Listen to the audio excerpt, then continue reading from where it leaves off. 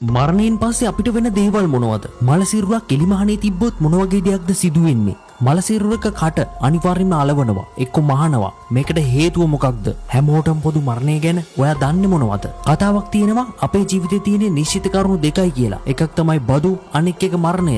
ජීවිත කාලෙම හම්බ කරලා බදු ගෙවලා අන්තිමට මැරලා යන එක තමයි අපේ ජීවිතේ. අපි මොන තරාතිරමක හිටියත් අවසානයේ අයිති වෙන්නේ අඩි 6ක පොළොවේ යට වලක් විතරයි. මේ දේවල් ගැන සම්පූර්ණයෙන්ම දැනගන්න මේ වීඩියෝ එක අවසාන වෙනකන් අපිත් එක්ක ඉන්න.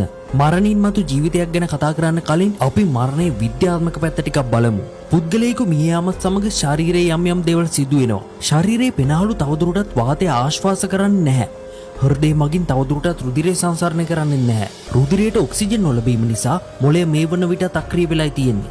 ශරීරයේ සියලුම මාංශ පේශීන් ලිහිල් වෙලා අත්පා ගොඩක් නම්‍යශීලී වෙනවා. මේ මාංශ පේශී ලිහිල් වීමත් සමග මියගේ පුද්ගලයාගේ මුඛය ඉබේම විවර වෙනවා. ඒ නිසා අතීතයේ පටන් සිරුරක් එම්බාම් කරන විට මුඛයේ විවර වීම වැළැක්වීම සඳහා මැහුම් එදීමක් හෝ මැලියම් යොදා ඇලවීමක් සිදු කරනවා. මෙමගින් මලසිරුරක බියජනක පෙනුමක් ඇතිවීම වළක්වනවා. මාංශ පේශී ලිහිල් වීම නිසා අත්පා ඉතා පහසුවෙන් සොලවන්න පුළුවන්. වක්‍ර ප්‍රධාන පේශි මගින් නවතාගෙන තිබූ මුත්‍රා සහ මල මේ මොහොතේ ඉබේම පිටවීමට පටන් ගන්නවා. මේක ඔයාලට කියන්න ඕනි දෙයක්. කෙනෙක් ජීවත්ව සිටියේදී මල පහ කරන්න වැසිකිළියට ගිය විට තැටමීම සඳහා යම් ආයාසයක් ගන්නවා. ඔබ දන්නවද? ඒ වගේ වැසිකිළිය ඇතුළත මල පහ කරමින් සිටියේදී මියගිය අය සැලකිය යුතු ගණනක් වාර්තා වෙනවා. මේ ගැන පෝස්ට් ගණනාවකින් අපේ පේජ් එකේ දාලා තියෙනවා. මල පහ කිරීමේදී ඕනාවට වඩා තැටමීම හේතුවෙන් ක්ෂණික හෘදයාබාධ හෝ ශ්වසන අපහසුතාව ඇතිවීමට ඉඩකඩ තිබෙනවා. මේ නිසා වැසිකිළියක් තුලදී අනවශ්‍ය පීඩනයක් සිරුරට ඇති කරන්න හොඳ නැහැ කියන එක තරයේ මතක තබා ගන්න. මොකද මෙවැනි අවස්ථාවලදී අධිරුධිර පීඩන තත්වයක් හෝ දුර්වල හෘදයාබාධයක් ඇති වෙන්න ඉඩකඩ තිබෙනවා. මේ දේ ඔබේ ජීවිතේ බේරගන්න විතරක් නෙමෙයි අන් අයටත් බෙහෙවින් වැදගත් වේවි. මේ නිසා මේ වීඩියෝ එක පුළුවන් තරම් ෂෙයා කරන්න. කාන්තාවන්ට තියෙන ගැටලුවක් තමයි වයසට යාමත් එක්ක මුහුණේ සම ඉල්ලා වටින එක. නමුත් මරණයත් සමග ලිහිල් වන මාංශ පේශීන් නිසා මුහුණේ ඇති මේ රැලි ස්වභාවය මැකී යනවා. මේ නිසා මරණයත් සමග වයසක පුද්ගලයෙක්ගේ වුණත් සම සුමට වී පෙනෙන්න පුළුවන්. මරණය සමග පෙනහළු මගින් තවදුරටත් වාතය ආශ්වාස කරන්නේ නැහැ. නමුත් මරණයට පෙර ආශ්වාස කළ වාතය මේ වන විටත් සිරුර තුල යම් ප්‍රමාණයක් පිරීලායි තියෙන්නේ. යමෙකු මේ වගේ වෙලාවට මෘතදේහයට ඇති කරන යම් පීඩන තත්වයක් හේතුවෙන් පෙනහළු තුල සිරවී තිබෙන වාතය පිටතට පැමිණෙන්න පුළුවන්. ඔබ දන්නවනේ මලගෙවල් වෙලාවට මල සිරුරත් බදාගෙන අඬන අය ඕනි තරම් ඉන්නවා. මේ වෙලාවට පෙනහළු තුල ඇති වාතය සුර තන්තු වලින් ගමන් කරලා මල සිරුරෙන් යම් ශබ්දයක් පිට වෙන්න පුළුවන්. ඒ කියන්නේ සිහින් කෙඳිරි ගෑමක්, විලාපයක් හෝ කිවිසුමක් වගේ ශබ්දයක් නිකුත් වෙන්න පුළුවන්. මේ වගේ අවස්ථාවක ඔයා මුහුණ දුන්නොත් මම කියපු කතාව මතක් වෙයි. නැත්නම් මලමිනියට පනාව කියලා බය වෙලා නූල් බඳින්නයි වෙන්නේ. මරණයක් සිදුවී පැය ගණනක් ගත වෙන විට ලීවර් මෝටිස් නමින් හැඳින්වෙන ක්‍රියාවලිය පටන් ගන්නවා. රුධිර නාලිකාවල රුධිර සංසරණයක් නැතිවීම නිසා සම සුදුමැලි වෙන්න පටන් ගන්නවා. පැහැදිලි සමක් තිබෙන පුද්ගලයන්ගේ මේ තත්ත්වය හොඳින් දැක බලා ගන්න පුළුවන්. ගුරුත්වාකර්ෂණ හේතුවෙන් රුධිරය පොළොව දෙසට ඇද ගන්නවා. මේ නිසා මේ මරණය යම් තැලීමක්, වැටීමක් හෝ පහර දීමක් නිසා සිදුවන මරණයක් කියලා බොහෝ දෙනෙකු වැරදි වැටහීම් ඇති කරගන්න පුළුවන්. නමුත් මේක සාමාන්‍ය තත්ත්වයක්.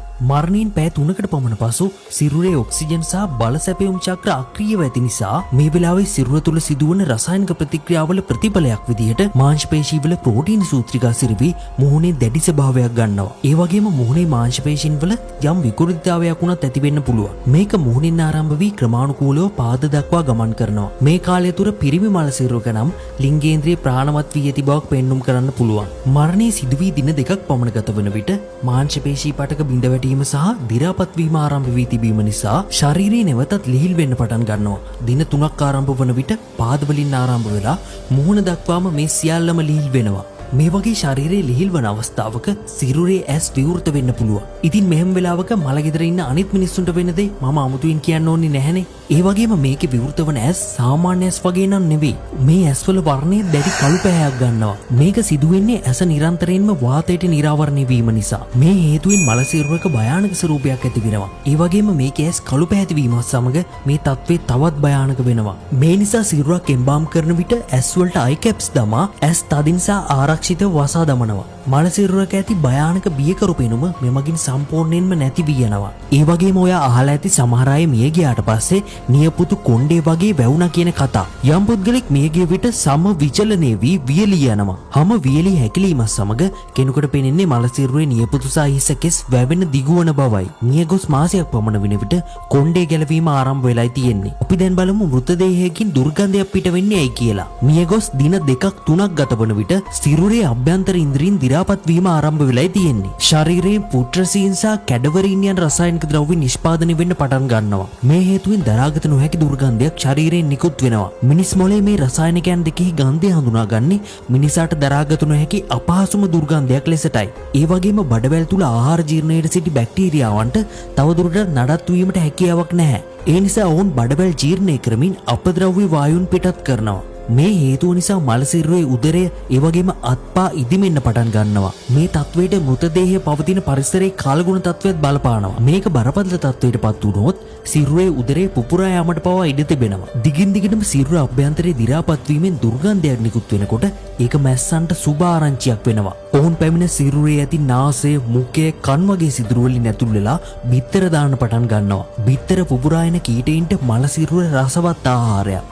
ඔවුන් ඉතාමත් වේගෙන් වර්ධනය වෙමින් මලසිරුර ආහාරයට ගැනීමට ආරම්භ කරනවා. ඊළඟට කෘමි සතුන්, කුරුල්ලන් හෝ වෙනස් සතුන්ගේ ආහාර බවට මේ මලසිරුර ක්‍රමක්‍රමයෙන් පත් වෙනවා. අවසානයේ සිරුරේ ඉතිරිවන්නේ අස්ථි සැකිල්ල පමණයි. මේක සුළඟ, වර්ෂාව වැනි පාරිසරික වෙනස්කම් එක්ක කාදනය වෙන්න පටන් ගන්නවා. අස්ථි කොටස් සන්ධි වලින් එකිනෙකට වෙන් වී තවදුරටත් දි รา පත් වීම සිදු වෙනවා. අවසානයේ අස්ථි කොටස් සියල්ලම ඉරිතලා පුපුරා දුවිලි බවට පත් වෙනවා. මේ සඳහා දශක ගණනාවක් හෝ වසර 100 ගණනක් උනක් ගත වෙන්නට පුළුවන්. නමුත් මේ සියල්ලම සිදුවන්නේ සිරුර විවෘත පරිසරයක නිරාවරණය වී පැවතුනොත් පමණයි. ඒත් මිනි පෙට්ටියක තැන්පත් කරන ලද මෘතදේහයකට සිදුවෙන්නේ මේ ආකාරයෙන්ම සිදුවීම් පෙළක්ද? ඒ ගැන ඔයා දැනගන්න කැමති නම් මේ වීඩියෝට පහලින් කමෙන්ට් කරලා අපිට ඒ ගැන කියන්න. ගොඩ දෙනෙක් කමෙන්ට් කරොත් අපි ඒ ගැනත් වීඩියෝවක් ඔයා වෙනුවෙන් අරගෙන එන්න සූදානම්.